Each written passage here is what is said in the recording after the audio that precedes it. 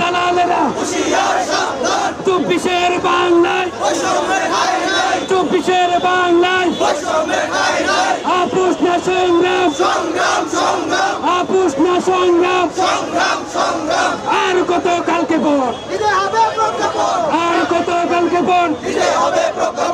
আমরা হচ্ছে ওইসব ডাক্তার যারা বলতে গেলে ন্যূনতম এবং নামে মাত্র কিছু ভাতাতে আমরা সরকারকে এবং সরকারি হাসপাতালগুলোতে আমরা সেবা দিয়ে যাচ্ছি ডাক্তার মানে রুগীদের।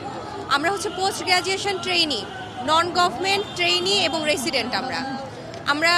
আমরা পাশ করেছি প্রায় 6-7 বছর আগে এবং আমরা বিশেষজ্ঞ চিকিৎসক হওয়ার জন্য যে পোস্ট গ্র্যাজুয়েশন ডিগ্রি সেটা এখন আমরা করার জন্য আমরা ট্রেনিং করছি সরকারি হাসপাতালের আন্ডারে এবং এটার জন্য বিএসএমএমইউ এবং বিসিপিএস ট্রেনিদের এবং রেসিডেন্টদের মানে 25,000 টাকা শুধুমাত্র ভাতা দিচ্ছে, যেটা আমাদের জন্য এই দ্রব্যমূল্যের ঊর্ধ্বগতির বাজারে 25,000 টাকায় যে কোনো ডাক্তারের সংসার চালানো খুব কঠিন।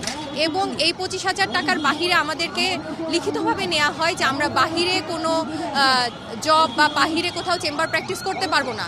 যদি করে অনেক ডিপার্টমেন্ট বলে যে আমাদের ট্রেনিং ক্যান্সেল করে দিবে। তো এই ন্যূনতম ভাতাতে আমাদের হচ্ছে না। আমরা রেসিডেন্ট, আমরা এমবিবিএস পাস করার পরে আমাদের পোস্ট গ্র্যাজুয়েশনের জন্য মানে স্পেশালিস্ট ডাক্তার হওয়ার জন্য যেই ডিগ্রিটা অর্জন করতে হবে সেই জন্য আমরা পড়াশোনা করব এবং হসপিটালে কাজ করব। এক্ষেত্রে আমাদের প্রতিদিন সকাল 8টা থেকে 3টা পর্যন্ত ডিউটি থাকে এবং প্রতি সপ্তাহে 2টা বা 3টা নাইট এবং ইভিনিং থাকে।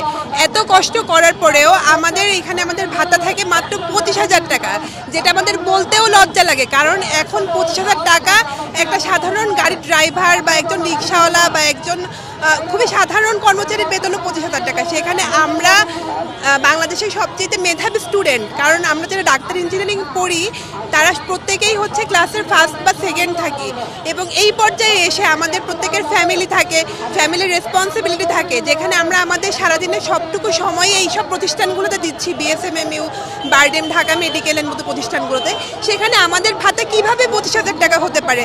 আমাদের এখন একটাই দাবি, আমাদের ভাতা বৃদ্ধি করতে হবে এবং এটা 50,000 টাকা করতে হবে। 25,000-এ কিছুই হয় না, এটা নর্মাল, আপনিও বুঝবেন। 25,000-এ একটা সংসার চলে না। আর এখানে আমরা সবাই এমবিবিএস কমপ্লিট করে পোস্ট গ্রাজুয়েশনের জন্য আসছি, এখানেও আমরা পরীক্ষা দিয়ে আসছি। হিউজ কম্পিটিশন, তো এভাবে তো হয় না। বছর শেষের খুশি নগদে হবে বেশি। নগদ পেমেন্টে নির্দিষ্ট ক্যাটাগরির কেনাকাটায় 300 টাকা পর্যন্ত ক্যাশব্যাক। সিদ্ধান্ত না আসা পর্যন্ত আমরা ক্যান্সেল করব না, কারণ আমাদেরকে এই পর্যন্ত অনেকবার আশ্বাস দেওয়া হয়েছে। আমাদের যে 25,000 টাকা করা হয়েছে, এইটার করা হয়েছিল আরো অনেক আগে, 2-3 বছর আগে, কিন্তু আমাদের ঘুরাতে এই রিসেন্টলি আমাদের 25,000 টাকা করছে। কিন্তু আপনারা সবাই জানেন আমাদের পক্ষে কারো পক্ষে 25,000 টাকায় চলা সম্ভব না। আমরা আমাদের 7 দিনই 24 ঘন্টা মেডিকেলে দিয়ে দিচ্ছি, রুগীদের সেবা করে যাচ্ছি।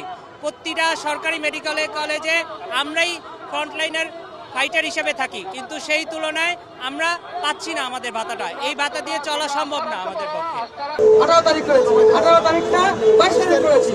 তারা যদি আমাদের প্রতি আন্তরিক হতো তাহলে আমরা রাস্তায় নামার আগে তারা কিন্তু এইগুলা প্রজ্ঞাপন আকারে প্রকাশ করতো। তারা শুধু আমাদেরকে থামায় রাখার জন্য বারবার বিভিন্ন ধরনের আশ্বাস বিশ্বাস দিচ্ছে। আমরা বিগত 3 থেকে 4 বছর ধরে এইসব আশ্বাস পেতে আমরা রেজিস্ট্যান্ট হয়ে গেছি। এইসব আশ্বাসে আর আমাদের বিশ্বাস করি না। সুনির্দিষ্টভাবে আমাদের প্রজ্ঞাপন দিতে হবে কত জানুয়ারি থেকে কত টাকা বাড়বে এবং সেটা সুনির্দিষ্ট প্রজ্ঞাপন লিখিত আকার দিতে হবে। এরপর আমরা এখান থেকে সরব। এর আগে যে এসে বলো, বাংলাদেশে যে এসে বলো, আমরা কারোর কথায় বিশ্বাস করি না।